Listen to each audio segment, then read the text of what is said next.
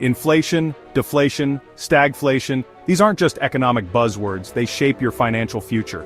Your grocery bills, rent, salary, and even the stock market are influenced by these forces. But do you really know how they work? Why does inflation erode your savings?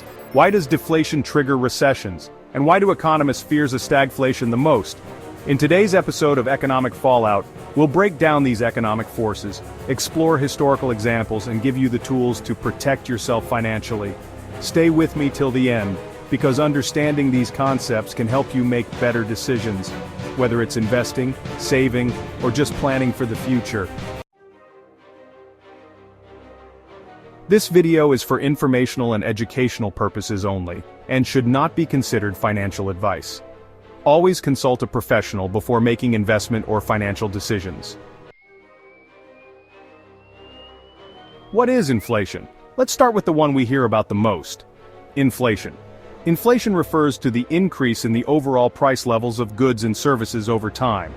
In simple terms, the purchasing power of your money decreases. What cost $1 last year might cost $1.10 today. But what causes inflation? Here are the major factors. Demand pull inflation. When demand for goods and services exceeds supply, prices rise. Think of it like a limited edition sneaker drop. When everyone wants a pair, the price skyrockets. Cost push inflation. When production costs increase, like higher wages or supply chain disruptions, businesses pass those costs to consumers. Monetary inflation. When central banks print too much money, it floods the economy, reducing the value of each unit of currency. A moderate level of inflation is actually normal. Most central banks target around 2% inflation per year. However, when inflation gets out of control, it can devastate economies. In the early 2000s, Zimbabwe's government printed excessive amounts of money to cover its debts. The result? Hyperinflation exceeded 79.6 billion % per month. People needed wheelbarrows of cash just to buy basic groceries. This is an extreme case, but it highlights why unchecked inflation is dangerous. How inflation affects you. Savings lose value. If inflation is 7% and your savings only grow 3%, you're effectively losing money. Cost of living increases, making necessities like food, gas, and rent more expensive. Investment in stocks and real estate can rise in value, making them a hedge against inflation. Now, let's talk about the opposite problem. Deflation. Deflation occurs when prices drop across the economy, increasing the purchasing power of money. Sounds great, right? Cheaper goods, lower prices? Well, not so fast. Deflation can be just as dangerous as high inflation. Why? Because when prices fall, businesses earn less revenue. That means lower wages, job cuts, and economic slowdowns. People delay spending because they expect prices to drop even further, leading to a vicious cycle of decreased demand and shrinking production.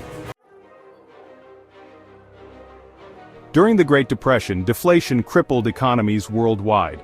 Unemployment soared above 25% in the US, and banks collapsed as people hoarded cash instead of spending. This economic paralysis led to a decade of suffering before recovery efforts finally stabilized the economy. Warning: deflation is especially harmful to economies with high debt levels because debt burdens become more expensive in real terms.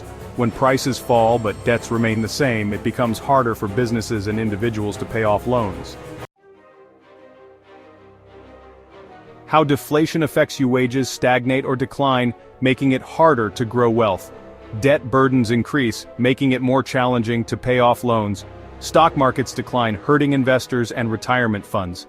Warning: if deflation persists for too long, economies risk falling into a deflationary spiral, where reduced spending leads to lower demand, triggering even more price cuts and economic decline. What is stagflation? Imagine inflation and high unemployment happening at the same time. That's stagflation, a rare but extremely dangerous economic condition. Stagnation, no growth, plus inflation, rising prices equals stagflation. Normally inflation and unemployment move in opposite directions, but stagflation defies that logic, making it very difficult to fix with traditional economic policies. In 1973, the OPEC oil embargo caused fuel prices to quadruple, making everything more expensive. At the same time, economic growth slowed, and unemployment rose. Central banks struggled, If they raised interest rates, it could worsen unemployment. If they lowered them, inflation could spiral further. Why is stagflation dangerous? 1. Businesses struggle because of rising costs and declining demand. 2. Governments can't easily stimulate growth without worsening inflation. 3. Ordinary people suffer. Wages stagnate while the cost of living increases.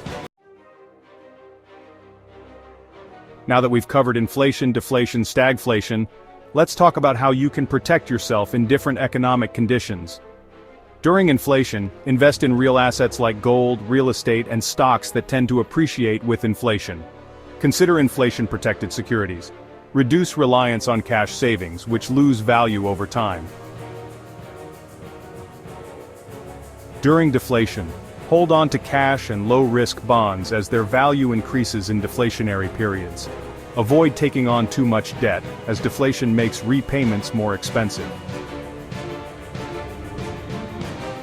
During stagflation, diversify into commodities and assets that perform well in inflationary environments. Skill building and career resilience. Since job markets shrink, having in-demand skills is crucial. Balance between stocks, bonds, and hard assets to hedge against different economic conditions. So what have we learned today?